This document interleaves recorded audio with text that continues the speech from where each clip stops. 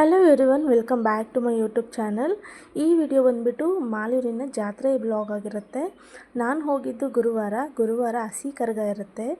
So night ಹಸಿ ಕರಗ ಮುಗಿಸ್ಕೊಂಡು morning ದೀಪೋತ್ಸವ ಇರುತ್ತೆ.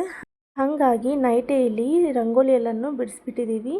ಮಾರ್ನಿಂಗ್ ಅಂತ ಅಂದರೆ ತುಂಬ ಲೇಟ್ ಆಗುತ್ತೆ, ಆಗೋದಿಲ್ಲ ಅಂತಂದ್ಬಿಟ್ಟು ನೈಟೇ ರಂಗೋಲಿ ಕೂಡ ಎಲ್ಲ ಮುಗಿಸಿದ್ದಾಯಿತು. ಎಲ್ಲ ಮಾಡ್ಕೊಳ್ಳೋ ಅಷ್ಟರಲ್ಲಿ 12 ಆಗಿತ್ತು. ಇಲ್ಲಿ ಬ್ರಹ್ಮಕಮಲ ಹೂವು ಸಹ ಹರಳಿತ್ತು, ಅದನ್ನು ಕೂಡ ದೇವ್ರಿಗಿಟ್ಟು ಇದು ನೆಕ್ಸ್ಟ್ ಡೇ ಮಾರ್ನಿಂಗ್ ನಾವು ಮನೆ ದೇವರಿಗೆ ತಂಬಿಟ್ಟಿನ ದೀಪನ ಬೆಳಗ್ತೀವಿ. ಬೆಳಗಿದ ನಂತರ ನಾವಿಲ್ಲಿ ನಾನ್ ವೆಜ್ ಎಲ್ಲ ಮಾಡಿ ಊಟ ಎಲ್ಲ ಮುಗಿಸಿದ ನಂತರ ನಾವು ದೇವಸ್ಥಾನಗಳಿಗೆ ಹೋಗೋದು. ಇಲ್ಲಿ ವಿಶೇಷವಾಗಿ 3 ದೇವಸ್ಥಾನಗಳಲ್ಲಿ ಪೂಜೆ ಮಾಡ್ತಾರೆ. ಒಂದು ಗ್ರಾಮ ದೇವತೆ ಆಗಿರ್ತಕ್ಕಂಥ ಮಾರಿಯಮ್ಮ ದೇವರಿಗೆ, ಇನ್ನೊಂದು ಸಪ್ಲಮ್ಮ ದೇವಿ ಅಂತ, ಇನ್ನೊಂದು ಬಂದು ಪಟಲಮ್ಮ ದೇವಿ ಅಂತಂದ್ಬಿಟ್ಟು. ನೀವಿಲ್ಲಿ ನೋಡ್ತಾ ಇರೋದು ಮಾರಿಯಮ್ಮ ದೇವರು. ಈ ದೇವಸ್ಥಾನದ ವಿಶೇಷತೆ ಏನಂತಂದರೆ ವರ್ಷದ 365 ದಿನ ಕೂಡ ಈ ಒಂದು ದೇವಸ್ಥಾನಕ್ಕೆ ಬಾಗಿಲು ಹಾಕೋದಿಲ್ಲ. ಹೇಳ್ಬೇಕಂತಂದರೆ ಬಾಗಿಲೇ ಇಲ್ಲ ಈ ಒಂದು ದೇವಸ್ಥಾನಕ್ಕೆ. ಇನ್ನೊಂದು ಅರ್ಚನೆ ಮಾಡೋಕ್ಕಾಗಿರ್ಬೋದು, ಪೂಜೆ ಮಾಡೋಕ್ಕಾಗಿರ್ಬೋದು, ಯಾವುದೇ ರೀತಿಯಾದ ಅರ್ಚಕರು ಸಹ ಇಲ್ಲ. ನಾವೇ ಖುದ್ದಾಗಿ ಹೋಗಿ ದೇವರಿಗೆ ಪೂಜೆ ಸಲ್ಲಿಸಿ ನಮಸ್ಕಾರ ಮಾಡಿಕೊಂಡು ಬರ್ತಕ್ಕಂಥದ್ದು. ತುಂಬಾ ನಂಬ್ತಾರೆ ಈ ಒಂದು ದೇವ್ರನ್ನ ಅಂತೂ. ಮಾಲೂರಿನ ಗ್ರಾಮ ದೇವತೆ ಆಗಿರೋದ್ರಿಂದ ಸುತ್ತಮುತ್ತ ಹಳ್ಳಿಯವರು ಕೂಡ ತುಂಬ ಜನ ಬರ್ತಾರೆ ಈ ಒಂದು ದೇವಸ್ಥಾನಕ್ಕೆ. ಈಗ ನಾವಿಲ್ಲಿ ಬಂದಿರೋದು ಸಪ್ಲಮ್ಮ ದೇವಿ ದೇವಸ್ಥಾನಕ್ಕೆ. ಅಲ್ಲಿ ಬೆಳಗಿದ್ದಾಯಿತು ತಂಬಿಟ್ಟಿನ ದೀಪನ. ಈಗ ಇಲ್ಲಿನ್ನೂ ತಂಬಿಟ್ಟಿನ ದೀಪನ ಬೆಳಗಿ ನಂತರ ನಾವು ಹೋಗೋದು ಪಟಾಲಮ್ಮ ದೇವಿ. ಈಗ ನೀವು ನೋಡ್ತಿರೋದು ಸಪ್ಲಮ್ಮ ದೇವಿ. ಇಲ್ಲಿ ತುಂಬಾ ಚೆನ್ನಾಗಿ ಡೆಕೋರೇಷನ್ ಎಲ್ಲನೂ ಮಾಡಿರ್ತಾರೆ. ತುಂಬ ಪುಷ್ಪಾಲಂಕಾರ ತುಂಬ ಚೆನ್ನಾಗಿ ಮಾಡಿರ್ತಾರೆ ದೇವರುಗಳಿಗೆಲ್ಲನೂ. ವರ್ಷಕ್ಕೆ ಒಂದೇ ಸಲ ಈ ಒಂದು ದೇವಸ್ಥಾನಗಳಿಗೆಲ್ಲನೂ ಭೇಟಿ ಕೊಡೋದು ನಾವು. ನೀವು ಹೀಗೆ ನೋಡಿದ್ದು ಪಟಾಲಮ್ಮ ದೇವಿ. ಈಗ ಜಾತ್ರೆ ಕೂಡ ತೋರಿಸ್ತೀನಿ ನೋಡಿ. ನಮ್ಮ ಮಾಲೂರಿನ ಜಾತ್ರೆ ಹೀಗಿರುತ್ತೆ, ತುಂಬಾ ಚೆನ್ನಾಗಿರುತ್ತೆ. ತುಂಬ ಕ್ಲಿಪ್ಪಿಂಗ್ಸ್ ಎಲ್ಲನೂ ತೊಗೊಳಕ್ಕಾಗಲಿಲ್ಲ, ತುಂಬಾ ಬ್ಯುಸಿ ಇದ್ವಿ ಹಾಗಾಗಿ. ಆ್ಯಂಡ್ ಇಲ್ಲಿ ನೈಟು ಸ್ವಲ್ಪ ಪಾನಿಪುರಿ ಕೂಡ ತೊಗೊಂಡು ಹೋಗ್ತಿದ್ದೀವಿ ಮನೆಗೇ ಪಾರ್ಸಲ್ಲು. ಅಲ್ಲಿ ಈ ಚಿಕ್ಕ ಮಕ್ಕಳನ್ನೆಲ್ಲ ಕರ್ಕೊಂಡೋಗಿ ತಿನ್ನೋದಕ್ಕಾಗಲ್ಲ ಅಂತಂದ್ಬಿಟ್ಟು ನನ್ನ ಮಗ ಕೇಳ್ದ ಅಂತ ತೊಗೊಂಡು ಹೋಗ್ತಿದ್ದೀವಿ.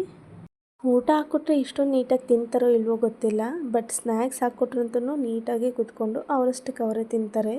ಊಟ ಕೊಟ್ಟರೆ ಅಂತೂ ನಾವೇ ತಿನ್ನಿಸ್ಬೇಕು, ಆ ಥರ ಹಠ ಮಾಡ್ತಾರೆ ಈ ಚಿಕ್ಕ ಮಕ್ಕಳೆಲ್ಲರೂ. ಹೀಗೆ ಅಲ್ವಾ. ಸೊ ದೀಪಾಲಂಕಾರ ಇವತ್ತಿಗೆ ಇಲ್ಲಿಗೆ ಮುಗೀತು. ನೆಕ್ಸ್ಟ್ ಡೇ ಬ್ಲಾಗ್ ಇದು. ನೆಕ್ಸ್ಟ್ ಡೇ ಸಿಡಿ ಇರುತ್ತೆ, ಅಂದರೆ ಈವ್ನಿಂಗ್ ಇರುತ್ತೆ. ಸೊ ಮಾರ್ನಿಂಗ್ ಟು ಈವ್ನಿಂಗ್ ತನಕ ಎಲ್ಲರೂ ಫ್ರೀಯಾಗಿ ಆರಾಮಾಗಿ ರೆಸ್ಟ್ ಮಾಡೋ ದಿನ ಇದು. ಬಟ್ ಈ ಕರಗ ಎತ್ತೋರಿಗಂತೂ ರೆಸ್ಟ್ ಇರೋದಿಲ್ಲ. ಮಡಿ ತುಂಬಕ್ಕೆ ಅಂತ ತುಂಬ ಜನ ಕರೆದಿರ್ತಾರೆ. ಹಾಗಾಗಿ ಅವರು ಎಲ್ಲರ ಮನೆಗಳಿಗೂ ಈ ಥರ ಓಡಾಡ್ತಾನೆ ಇರಬೇಕು. ಸೊ ನಾವು ಶಾಪಿಂಗ್ ಹೋಗಿದ್ವಿ, ಅಲ್ಲಿ ನಮಗೂ ಅಡ್ಡ ಸಿಕ್ಕಿದ್ರು. ಸೊ ಹಾಗಾಗಿ ಆ ಒಂದು ಕ್ಲಿಪ್ಪಿಂಗ್ಸ್ನ ತಗೊಂಡೆ.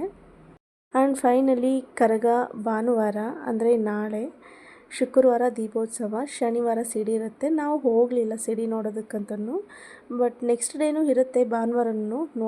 ಈ ಸಲ ಅಂತೂ ಹೋಗೋಕ್ಕಾಗಿರಲಿಲ್ಲ ಸಿಡಿ ನೋಡೋಕ್ಕಂತೂ. ಈ ಸರಿ ಹೋಗಲೇ ಇಲ್ಲ ನಾವು. ಆ್ಯಂಡ್ ಕರಗ ಕೂಡ ತುಂಬಾ ಲೇಟ್ ಆಗೋಯಿತು ನಮ್ಮ ಮನೆ ತನಕ ಬರೋದು. ಭಾನುವಾರಕ್ಕೆ ಈ ಒಂದು ರಂಗೋಲಿನ ಬಿಡಿಸಿರ್ತಕ್ಕಂಥದ್ದು. ಶನಿವಾರ ನೈಟೇ ಈ ಒಂದು ರಂಗೋಲಿ ಬಿಡಿಸೋದೆಲ್ಲನೂ ಮುಗಿಸ್ಕೊಂಡ್ಬಿಡೋದು. ಮಾರ್ನಿಂಗ್ ಇದ್ರ ಬಗ್ಗೆ ಕಾನ್ಸಂಟ್ರೇಷನ್ ಮಾಡೋಕ್ಕೆ ಬಂದರೆ ಹತ್ತತ್ರ 3 hours ಆಗಿನೇ ಹೋಗುತ್ತೆ ಈ ಕಲರಿಂಗ್ ಎಲ್ಲನೂ ಮಾಡೋದ್ರಿಂದ.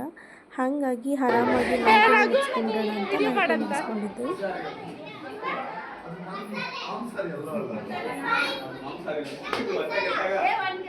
ಹಾಯ್ ಹಾಯ್ ಬಾಯ್ ಹಾಯ್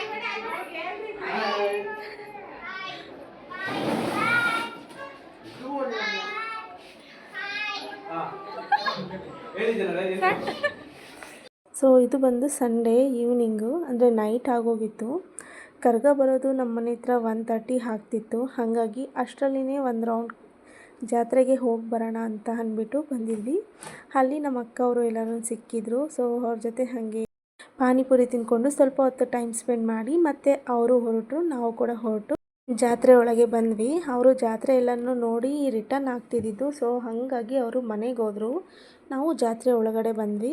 ಸ್ವಲ್ಪ ಮಕ್ಕಳಿಗೆಲ್ಲ ಆಟ ಆಡಿಸಿ ನಾವು ಕೂಡ ಒಂದು ಸ್ವಲ್ಪ 2ರಲ್ಲಿ ಆಟ ಆಡಿಕೊಂಡು ಸೊ ಮನೆಗೆ ರಿಟರ್ನ್ ಆದ್ವಿ. ತುಂಬ ಕ್ಯಾಪ್ಚರ್ ಮಾಡೋಕ್ಕಾಗಲಿಲ್ಲ, ಪಾಪು ಇತ್ತು ಕೈಯಲ್ಲಿ ಅಂತ ಅಂದ್ಬಿಟ್ಟು ಮೊಬೈಲ್ನ ಹಿಡ್ಕೊತ ಕೂತ್ಕೊಂಡ್ರೆ ಈ ಒಂದು ಜಾತ್ರೆಯಲ್ಲಂತೂ ಪಾಪುನೇ ಕರ್ಕೊಂಡೋಗ್ಬಿಡ್ತಾರೆ, ಅಷ್ಟು ಕ್ರೌಡ್ ಇರುತ್ತೆ. ಹಾಗಾಗಿ ಸ್ವಲ್ಪ ಒಂದೆರಡು ಕ್ಲಿಪ್ಪಿಂಗ್ಸ್ನ ಆ್ಯಡ್ ಮಾಡ್ಕೊಂಡಿದ್ದೀನಿ. ಆ್ಯಕ್ಚುಲಿ ಹೇಳಬೇಕಂದ್ರೆ ಕಷ್ಟಪಟ್ಟನೇ ಆ್ಯಡ್ ಮಾಡಿದ್ದೀನಿ.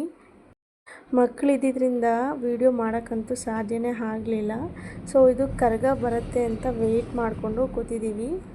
ತುಂಬಾ ಲೇಟ್ ಆಗ್ತಾಯಿತ್ತು ಕರಗ ಬರೋದು. ನಮ್ಮ ಮನೆ ಹತ್ರಕ್ಕೆ 1:30ಗೆ ಬರ್ತಾ ಇದ್ದಿದ್ದು ಕರಗ, ಈ ಸಲ 5:45ಗೆ ಮನೆ ಹತ್ರ ಬಂದಿದೆ.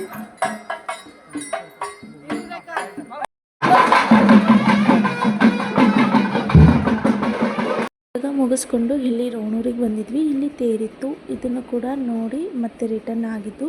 ಇವತ್ತಿನ ವಿಡಿಯೋ ಇಷ್ಟೇ. Thank you for watching.